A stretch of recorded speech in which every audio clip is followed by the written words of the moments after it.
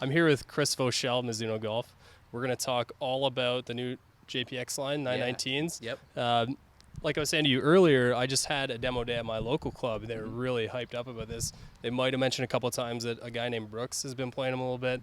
I don't know you can't about that. can't talk I can't speak to that personally, but I've heard a rumor that this iron in your hand has won, I think it's 4 out of the last, 8 majors.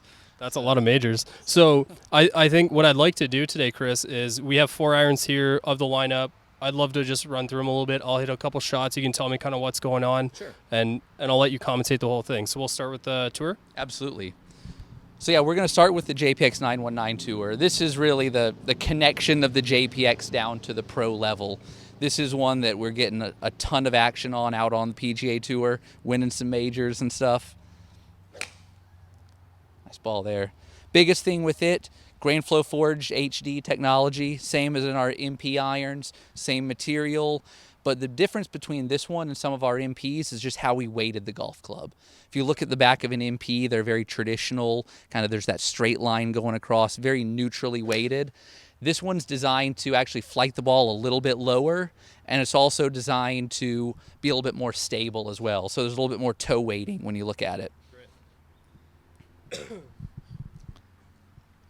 Tell me about, I'm looking at the top here. Yep. It looks a little bit wider heel to toe, and I'm seeing maybe a little bit more girth on the top line. Mm-hmm. Tell me, the guys who are playing the MP line right now, Yeah. give me an idea of what their perception is as they move into the 919 Tour. Yeah, so guys who are playing like our muscleback, the muscleback lives at about 4.5 millimeters top line thickness. This is about 5 millimeters, so it's a touch thicker across the top line, but by no means is it a thick top line golf club like you'll see in some of the other ones. But what they're looking for, really the guys who we see going into this, are the guys who are wanting a compact head from heel to toe, but nothing just like microscopic. It's definitely a step up in size from the blade, but it's still a compact golf club. Something that's very workable. How's the height on that looking to you? Well, I lost that one in the beautiful Georgia weather we had, but straight down the line for me, maybe a little bit lower than what I was seeing with the MB, the MP 18 MB. Sounds definitely different, but overall, I like the flight a lot. So what's our next step here? From the next step up from that is going to be the JPX 919 Forged. That's right. The 919 Forged, this is forged from a different material. This is a little bit bigger. So we always joke at Mizuno, like if there was some weird law somewhere that said you could only make one club, this is probably the one we would make because it's really the perfect blend of everything. It's our grain flow forged HD process again, yet it's using our boron material. The boron's a little bit firmer than the 1025E Pure Select on the tour you just hit, but what that allows us to do is to go a little bit thinner on the face for a higher COR.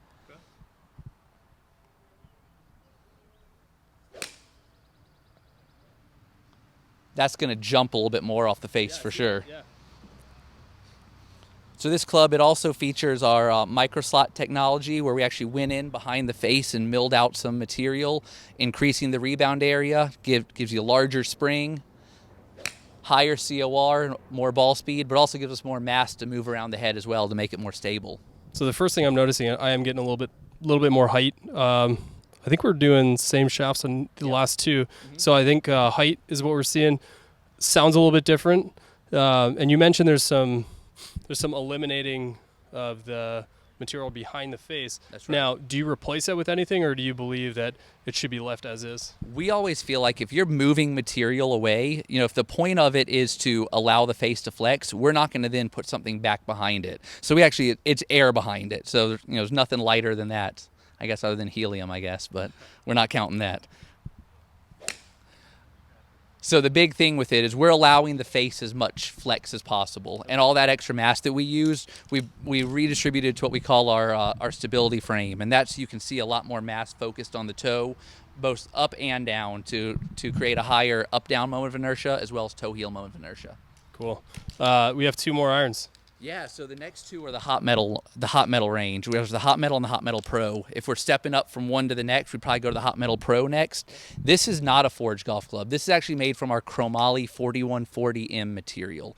Chromoly is really cool because it's very, very strong, but the benefit of the chromoly versus a standard stainless steel or some type of hard steel is that it's much more malleable. So you're able to bend it and actually get it to your get it to your lie and loft.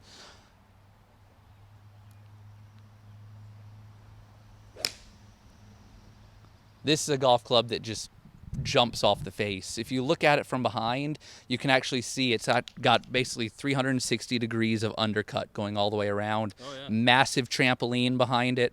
Sure. So with that chromoly material, we can go very, very thin. As with most Mizunos, we try not to get overly thick, overly offset, like it still looks the part, but at the same time, you're getting tons of ball speed off of this thing. So I hit that once. Mm-hmm.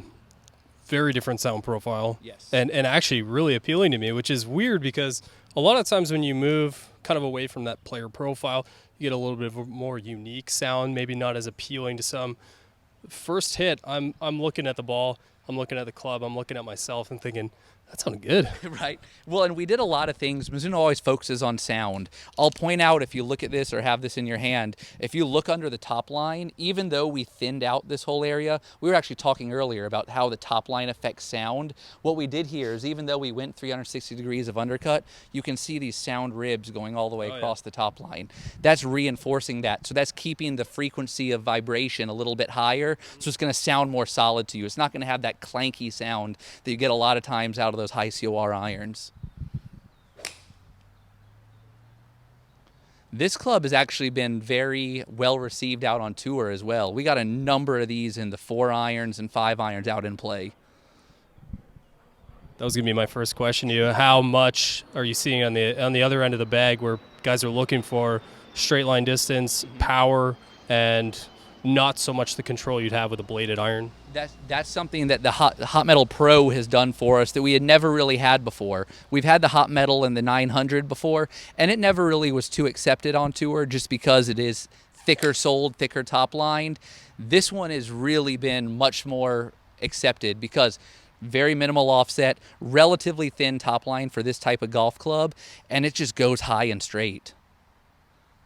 The straight line distance is exactly the perfect description for this.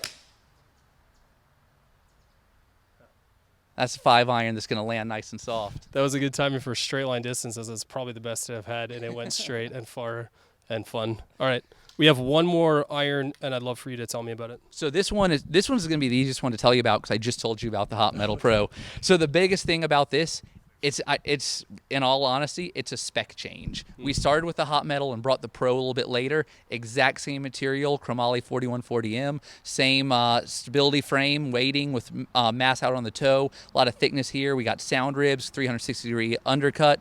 The biggest thing with this, it's a little bit larger, so that larger is going to have a little bit larger trampoline, a little bit higher COR, a little more offset, a little bit thicker top line. So this is one that's just going to be super easy, super straight.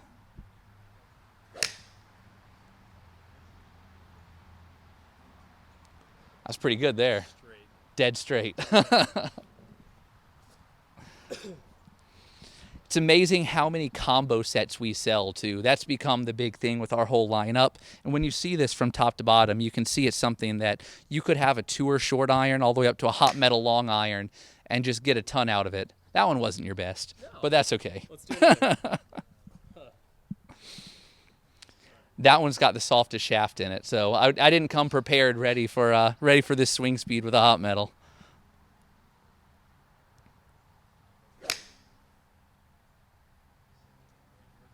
Wow. Nice and forgiving. Yeah, it's probably the last one I'm going to hit based on the fact that I've yet to hit the camera about 15 feet in front of us, and that didn't bother me at all.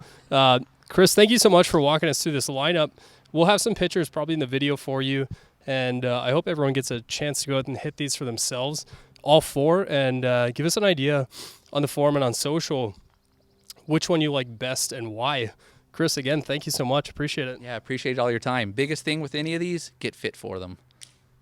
I hear there's a new Mizuno Shaft Optimizer 3D that I can use. Absolutely, and it'll even tell you where to make the splits in them. So it's a great tool, but really appreciate you coming out and hitting these. Great. For THP TV, I'm Dan Edwards.